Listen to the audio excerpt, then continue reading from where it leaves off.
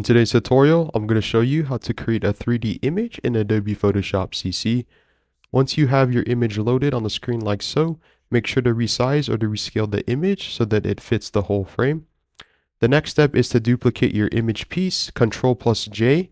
In this case, we're going to lock our image by clicking the plus icon or lock like so.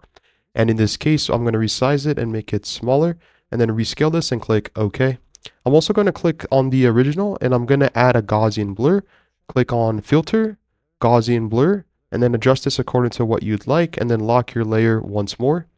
Now the image that you would like to make 3D, basically what you want to do, simply put, is click the up arrow key once, the left arrow key once, and then on your keyboard, Control-Shift-Alt+T or Command-Shift-Alt-T, as you can see, and it copied our image, and you want to do this multiple times. So as you can see, we now have 21 copies of the image. And if I zoom in here, you can tell that this looks a little bit 3D.